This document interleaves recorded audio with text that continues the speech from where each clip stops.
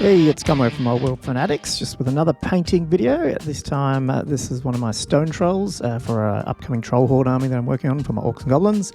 I've never had any stone trolls painted, just river trolls, so perfect time to pick up some AOS Troggoths and I guess take a stab at painting them. So this is how he turns out, so let's get on with how I did it. Just the usual contrast method. It's pretty much a heavy zenithal, so very white, obviously picking up the contrast. But I tried this Nighthaunt Gloom, contrast paint. Found it wasn't really a shady contrast, so I ended up having to do at least 2 coats on this. It's almost like a really thin down layer paint, so maybe it's used for something else, I'm not sure. But anyway, I do all the skin with it because I thought it was closest to sort of that stone trolly blue. I didn't really care about it being too neat, especially around the spines, because I knew I was coming back with a darker contrast. And you want to get 2 good coats on it, so it came out okay.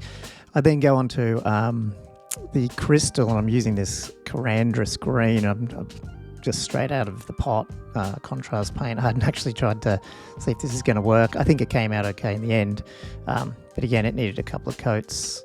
Which I think I come back later in the video just to clean it up and make it not look so brushed on.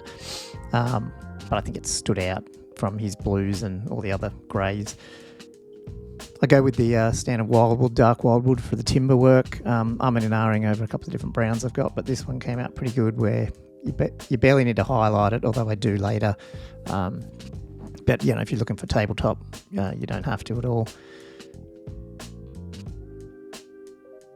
There's actually some vines and stuff on this. Once you paint the timber, you realise there's more stuff on that, so I'll have to come back later with some greens. Basilican grey for all the stonework. This is this is my second coat of this, pot of this, and it's just crap. It gets so much white in the bottom. These are really good shake. I don't know if that's just me, but if you don't, it ends up being a really brown colour. Actually, here I'm just tidying up some of the wildwood that I missed before I get onto the grey. So sorry about that. So yeah, back onto the Basilican grey here just to do all the stonework. He's got something on his arm there. He's got a couple of not necklace things, but stuff hanging off his arm, and this big chunk of stone on the back of the crystal. Like it's been pulled out of the ground or something. Again, just with these contrasts, I find one coat's probably not sometimes good enough. It sits out with the edge work, but I find with the grey, sometimes I need 2 coats and I just let it dry, come back later. This Leviathan blue, it's got good coverage for a blue, and it almost highlights straight away. But again, if you think you're going to do more work like dry brushing or something over the top, you can come back and do 2 coats on it in certain areas, depending on how it went on your particular figure.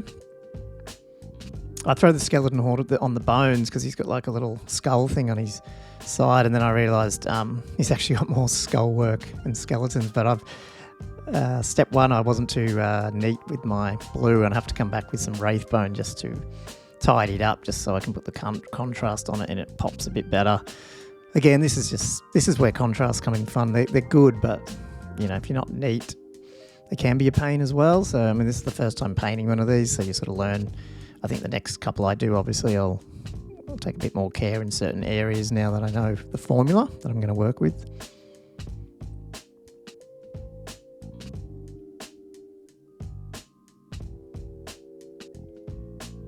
Then I come back to the skeleton horde this time and actually get those bones, now that I know what's there, get that picked out ready for the other work. Now I'm just prepping the base. I know I'm going to make some mess later on, and this is just my basing for my orcs.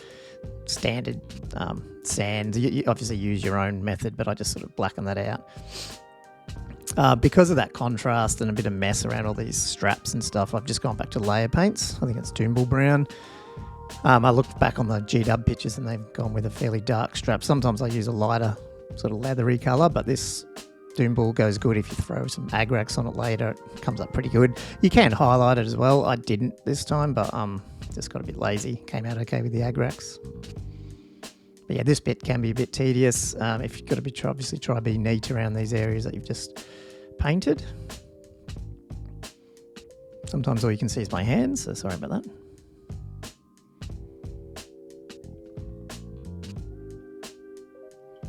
And then I throw the snakebite leather on his clothes or his little skirt thing. Again, barely need to do anything else with it after that. And then I just quickly, once that's sort of done, I come back and just quickly dry brush up my base with my standard method.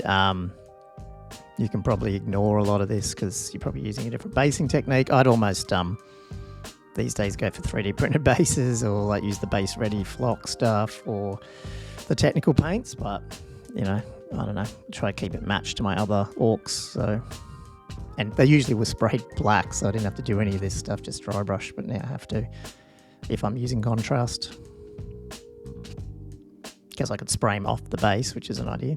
Then some of his teeth and claws, just the Xandri dust method, which will get some agrax on it later with some light whitish colours, I should say.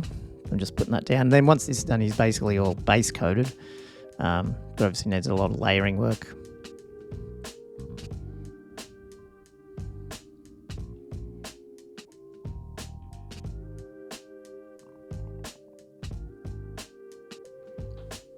Oh, you can see here quickly, I don't know, after it dried, I thought, I think I want the spines a bit darker, so I just quickly did some over again with some contrast paints.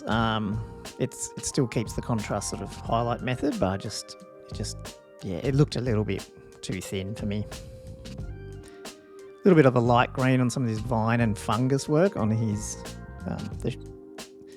the woodwork. Again, there's little fungus and everything. You could do all the different colours, but again, I'm just trying battle ready, but a good battle ready sort of quality. So just some green. It'll get washed with some camo shade later. And this is what I tried, and I think it came out okay. I don't like the definition from that Gloomhaunt, so I got the blue washout, the Drakenhof, and went around where the definition should sort of be in his face and crevices of his muscles, and then just around the edging of the blue. And I didn't care that went on to, it sort of, flowed on and made the lighter skin a bit gross, but I knew I'm coming across with layering, so it's not that much of a problem. But it did make it pop a bit more, and this is where I was like, this is basically not even using contrast here at this point. But, oh well.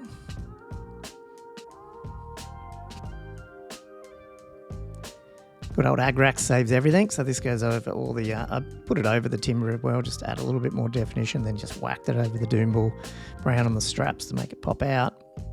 And he's a little bit on top of his skirt and also on the bone work.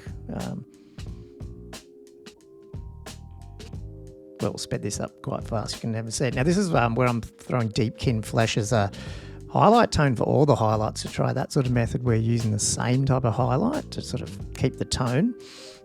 But I'm washing it into the contrast, so it ends up being quite thin. And over time, as I thin it even more, it becomes almost a glaze, that's what I want to try, to see if I can get his belly pretty thin, if you know what I mean, and not a stark highlight. It looks starkish there on the video again, but as I go through, I sort of glaze it out and keep sort of filling it back with the Gloomhaunt, whatever it's called. I think it worked out okay. I mean, the trick here, I'm not a great glazer and highlighter, so I'm still learning this, so I'd love your tips, but feels like, sometimes you think you're doing it too thin, but I think the key is keep it thin, let it dry, and then come back again. And that's what I sort of do. Occasionally I'll come back and do another layer, and just try to keep his belly as thin as possible. Still getting better at it, so I wouldn't fully copy my method. You might be just as good or better. And then around his mouth and was his ears and his nose, I'm mixing in some Kislev flesh. I sort of like that sort of idea, sort of do that with the orcs. And then even try the bit of this Karenberg Crimson wash with the Kislev flesh and stuff into his nose, even a bit of a red tinge. You can hardly see, but in the flesh, so to speak, or in the plastic, it does look like a little red nose, which doesn't look too bad.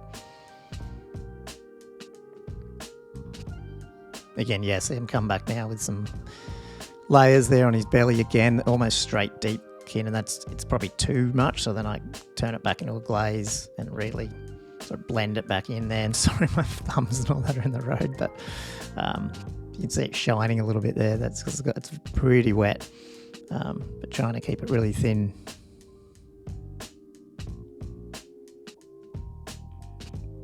Sorry about my hand, guys. This is not good placement on my palette here, is it? A bit of, camo shade just for the greens. Again, depending on how you want to do that. And then I just get into some dry brushing. So Dawnstone for his the stonework. Yeah, you could spend a lot more time on this if you really wanted to, but my goal with these trolls is just get them out quick. I'm probably not going to use them a heap, so I don't want to spend hours and hours on them. I think this guy took me, like, with recording, probably took it, maybe an hour and a half or something. A little bit in some of the sharper bits, I obviously try to pick it out, edge highlight it. The rest of it I just dry brushed.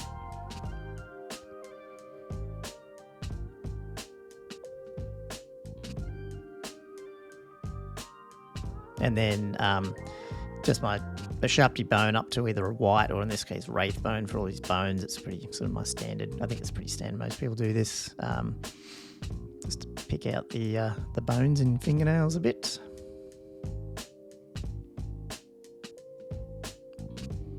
And this one, I thought the crystal still wasn't. It still looked a bit messy. So another coat of this stuff. I'm going to edge highlight at the end. But now the Deepkin, I'm just picking out. He's got like these little wart things. So pick that around on certain areas. I think I sort of splotched it a bit under his arm there. But yeah, he's got a lot of these little points. I just Deepkinned it. So it's the same tone, but really white. And then I come back with some cigar and whatever it's called, shade, the sort of mix between Agrax and Null Noil, and sort of make that stick out a bit, and then whack some red eyes and a yellow dot on his eyes. Oh, it's hard to get. There you go. Yeah, Targor grade shade. That's it. Good. I think it goes well on this sort of cover. Just put it around his belly button, around these little the bottom of some of these dots to make them stick out a little bit. Fenrisian Grey is sort of the dry brush I use over the top of this stonework. I think it still just needed to look a bit stony and dry, if you know what I mean. So did that, and it sort of made them come out a little bit more. And then, the final bit was the crystal, putting the deep skin flesh again in, just watering it down a little bit with the same green contrast, and then started edge highlighting this crystal. It's just, I don't know if it's the right thing to do, but I mean, I think it started to pop, and just using that same shade, I think, or tone matches like the body and everything. So that was the goal anyway. Doing this edge highlighting, I was trying to work out how to do the end of it, trying to make it bright, and then it looked a bit meh. So I came back with the contrast to darken that edge of the tip of the crystal there a little bit. And that's him. He's pretty much finished. I just based him up and done. Ready for the troll horde. Hope you enjoyed it.